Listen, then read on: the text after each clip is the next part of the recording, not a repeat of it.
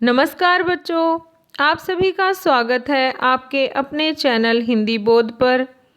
आज हम इस वीडियो में पढ़ेंगे क्लास 6 के सिलेबस में शामिल बालराम कथा का लेसन नंबर 2 पाठ 2। पाठ का नाम है जंगल और जनकपुर। इसमें हम पार्ट 1 वीडियो देख चुके हैं, जिसमें हमने जाना कि विश्वामित्र जी द्वारा किया गया अनुष्ठान, उसमें राम और लक्ष्मण ने किस प्रकार अनुष्ठान की रक्षा की और राक्षसों का वध किया। ये वीडियो है पार्ट 2, जिसमें आप जानोगे जनकपुर के बारे में। विश्वामित्र राम और लक्ष्मण को लेकर जनकपुर क्यों गए, जनकपुर कहाँ है और जनकपुर में क्या हुआ, ये हम इस वीडियो के माध्यम से जानेंगे। तो चलिए हम शुरू करते हैं हमारा ये वीडियो। अनुष्ठान पूर्ण होने पर राम ने विश्वामित्र से कहा, अब हमारे लिए क्या आज्ञा है। जैसे ही यज्ञ कंप्लीट हुआ, राम ने विश्वामित्र से पूछा कि आगे हमारे लिए क्या ऑर्डर है, क्या करना है। महर्षि ने राम को गले लगाया, कहा हम लोग यहाँ से मिथिला जाएंगे, महाराज जनक के यहाँ। क्या कहा उन्होंने, मिथिला जाएंगे। मिथिला जगह का नाम है, वहाँ का राजा कौन है, जनक। महाराज जनक वहाँ के राजा हैं और हम वहाँ मिथिला जाएंगे विदेह राज के दरबार में। महाराज जनक को विदेह राज भी कहा जाता है। मैं चाहता हूँ कि तुम दोनों मेरे साथ चलो उनके आयोजन में हिस्सा लेने। महाराज के पास एक अद्भुत शिव धनुष है, तुम भी उसे देखो। क्या कहा विश्वामित्र ने कि हम मिथिला जाएंगे महाराज जनक के दरबार में, और वहाँ पर एक शिव धनुष है, लॉर्ड शिवा का धनुष है। मैं चाहता हूँ कि वो आप लोग देखो।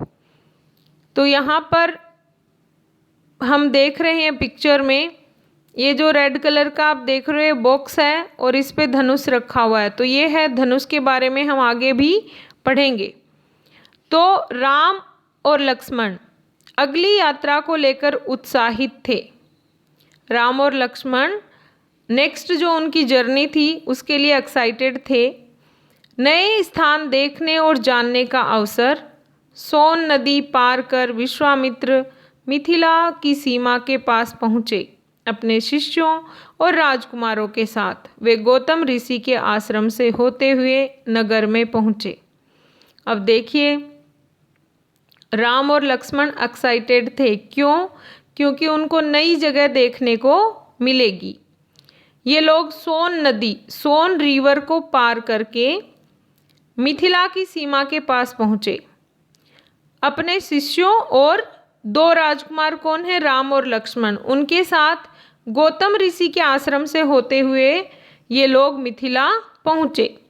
राजा जनक ने महल से बाहर आकर विश्वामित्र का स्वागत किया, वेलकम किया विश्वामित्र का। किसने? महाराज जनक ने। तभी उनकी दृष्टि राजकुमारों पर पड़ी। विदेह राज चकित रह गए। चकित, आश्चर्यचकित होना, सरप्राइज रहना। वे स्वयं को रोक नहीं पाए। महर्षि से पूछा, ये सुंदर राजकुमार कौन है? मैं इनके आकर्षण से खिंचता जा रहा हूँ। जनक ने क्या पूछा विश्वामित्र से कि ये सुंदर राजकुमार कौन है? राजकुमार, प्रिंस, सुंदर, स्मार्ट। इनके आकर्षण, आकर्षण का मतलब है अट्रैक्शन, से मैं अट्रैक्ट हो रहा हूँ, खींचना, अट्रैक्ट होना। तो क्या पूछा विश्वामित्र से जनक ने कि ये सुंदर राजकुमार कौन है, मैं इनकी तरफ आकर्षित हो रहा हूँ। ये राम और लक्ष्मण हैं, महाराज दशरथ के पुत्र। मैं इन्हें अपने साथ लाया हूँ आपका अद्भुत धनुष दिखाने। विश्वामित्र ने क्या रिप्लाई दिया? ये राम और लक्ष्मण हैं, किसके बेटे हैं? महाराज दशरथ के, और मैं इन्हें यहाँ पर लाया हूँ क्योंकि मुझे धनुष दिखाना है। विदेहराज ने महर्षि, उनके शिष्यों और राजकुमारों के ठहरने की व्यवस्था की। वो रहेंगे, उनके रहने की व्यवस्था कर दी। एक सुंदर उद्यान में, एक ब्यूटीफुल पार्क में उनको रखा। अगले दिन सभी इनवाइटेड, अगले दिन सभी आमंत्रित लोग ऋषि मुनि और राजकुमार यज्ञशाला में उपस्थित हुए। वहां महर्षि ने फिर धनुष का उल्लेख किया। महाराज जनक ने अपने अनुचरों को आज्ञा दी, शिव धनुष को यज्ञशाला में लाया जाए। उन्होंने अपने नौकरों को कहा कि शिव धनुष को यज्ञशाला में लेकर आओ। शिव धनुष सचमुच विशाल था, लोहे की पेटी में रखा हुआ था। पेटी में पहिए लगे थे, पहिए व्हील लगे थे। उसे उठाना लगभग असंभव था। पहियों के सहारे उसे एक जगह से दूसरी जगह ले जाया जाता था। अनुचर उसे यज्ञशाला में बड़ी मुश्किल से लाते। धनुष देखकर एक पल के लिए विदेहराज उदास हो गए। उन्होंने कहा, मुनिवर, मैंने प्रतिज्ञा की है अपनी पुत्री सीता के विवाह के संबंध में। जो ये धनुष प्रत्यंचा चढ़ा देगा इस धनुष पर, उसी के साथ सीता का विवाह होगा। अनेक राजकुमारों ने प्रयास किया और लज्जित हुए। विदेहराज का संकेत समझकर महर्षि विश्वामित्र ने राम से कहा, उठो वत्स, ये धनुष देखो।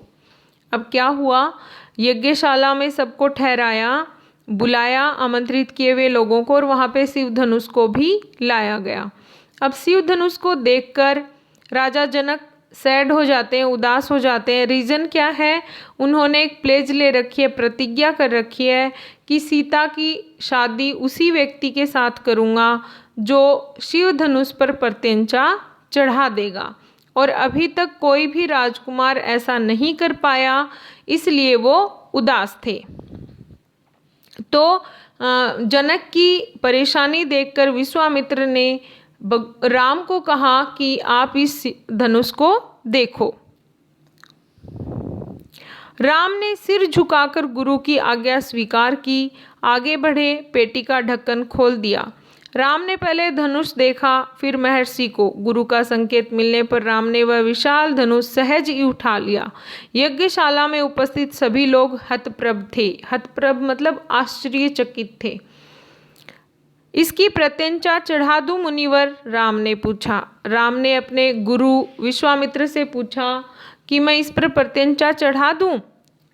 क्या जवाब दिया उन्होंने, अवश्य, यदि ऐसा कर सकते हो। विदेहराज चकित थे। राम ने आसानी से धनुष झुकाया, ऊपर से दबाकर प्रत्यंचा खींची।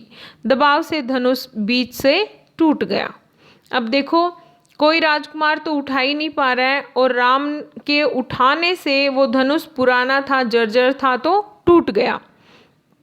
उसके दो टुकड़े हो गए, बच्चों के खिलौनों की तरह। जिस प्रकार बच्चों के टॉय टूट जाते हैं, वैसे ही वो धनुष भी टूट गया। यज्ञशाला में सन्नाटा छा गया। सन्नाटा मतलब एकदम साइलेंट हो गए सब लोग। सब चुप थे, एक दूसरे की ओर देख रहे थे। सभागार की चुप्पी महाराज जनक ने तोड़ी। उनकी खुशी का ठिकाना न था। एकदम जो वहाँ का इन्वायरमेंट था, कैसे था, एकदम साइलेंस। और उसमें आवाज़ किसकी आई, महाराज जनक की। महाराज जनक बहुत खुश थे, वेरी हैप्पी। क्यों? क्योंकि उनको अपनी बेटी के लिए सही वर मिल गया था। उन्हें सीता के लिए योग्य वर मिल गया था। उनकी प्रतिज्ञा पूरी हुई।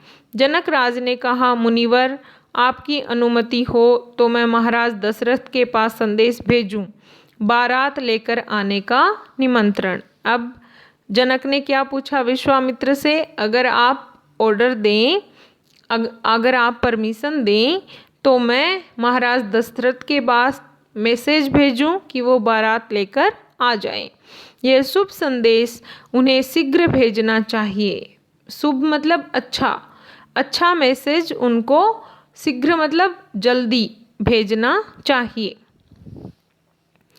महर्षि की अनुमति से दूत होता है मैसेंजर, अयोध्या भेजे गए सबसे तेज चलने वाले रथों से। इस बीच जनकपुर में धूम मच गई। जनकपुर सब खुश हो गए। वहाँ पर बारात के स्वागत की तैयारियां होने लगी। नगर की प्रसन्नता चरम पर थी। महाराज जनक का संदेश मिलते ही अयोध्या में भी खुशी छा गई। आनन फानन, आनन फानन का मतलब बहुत जल्दी। बारात तैयार हुई और बारात किस पे आई? हाथी, एलिफेंट, घोड़े, हॉर्स और रथ और सेना, ये सब बारात में आए। बारात को मिथिला पहुंचने में 5 दिन लग गए। जनकपुरी जगमगा रही थी। जगमगाना मतलब लाइट लाइट, जैसे हम दिवाली पे दिए जलाते हैं। हर एक घर में मंगल गीत गाए जा रहे थे और सॉन्ग भी गा रहे थे वहाँ पर। विवाह से ठीक पहले विदेह राज ने महाराज दशरथ से कहा, राजन, राम ने मेरी प्रतिज्ञा पूरी कर बड़ी बेटी सीता को अपना लिया। मेरी इच्छा है कि छोटी पुत्री उर्मिला का विवाह लक्ष्मण से हो जाए। मेरे छोटे भाई, किसके? जनक के छोटे भाई कुशध्वज की 2 पुत्रियां हैं, मांडवी और श्रुतकीर्ति। कृपया उन्हें भरत और शत्रुघ्न के लिए स्वीकार करें। अब क्या कहा जनक ने कि मेरे 2 बेटी हैं, उनका क्या नाम है? सीता और उर्मिला, और उनके छोटे भाई कुशध्वज को भी 2 कन्याएं हैं, मांडवी और श्रुतकीर्ति, तो उनको भी अपने बेटे भरत और शत्रुघ्न के लिए अपना लो। राजा दशरथ ने प्रस्ताव तत्काल मान लिया। तत्काल मतलब तुरंत। विवाह के बाद बारात कुछ दिन जनकपुरी में रुकी। बाराती बहुओं को लेकर अयोध्या लौटे तो रानियों ने, रानी कौशल्या, सुमित्रा, कैकेयी, ये पुत्र वधुओं की आरती उतारी। स्त्रियों ने फूल बरसाए, शंख ध्वनियों से गलियां गूंज उठी। यह आनंदोत्सव लगातार कई दिनों तक चलता रहा। अब अयोध्या बहुत हैप्पी थे, सब लोग बहुत खुश थे और सब लोग वहाँ पर खुशी मना रहे थे। तो यहाँ पर आप पिक्चर में देख रहे हो, शादी हो रही है राम और सीता की, और उन्होंने, जनक ने जो प्रतिज्ञा ले रखी थी वो भी कंप्लीट हुई। तो आगे हम चलते हैं प्रश्न अभ्यास की ओर। पहला प्रश्न है, महर्षि विश्वामित्र ने राम से कहाँ जाने के लिए कहा? तो उत्तर है मिथिला जाने के लिए। ये सुंदर राजकुमार कौन है? यह किसने कहा? जनक राज ने, राजा जनक ने कहा। ऐसे भी आप लिखोगे तो भी उत्तर सही है। प्रश्न 3, उठो वत्स, ये धनुष देखो, यह किसने किससे कहा? ये विश्वामित्र ने राम से कहा। जनक ने कहा निमंत्रण भेजने की बात कही और क्यों? जनक ने कहाँ निमंत्रण भेजने की बात कही और क्यों? तो उत्तर है अयोध्या, और बारात लाने के लिए वो निमंत्रण भेज रहे थे। भरत और शत्रुघ्न की शादी किसके साथ हुई? तो भरत की हुई मांडवी और शत्रुघ्न की हुई श्रुतकीर्ति के साथ। ये था हमारा वीडियो। अगर आपको ये वीडियो पसंद आया है तो लाइक ज़रूर करें। चैनल पर नए हैं तो सब्सक्राइब करें। Thank you.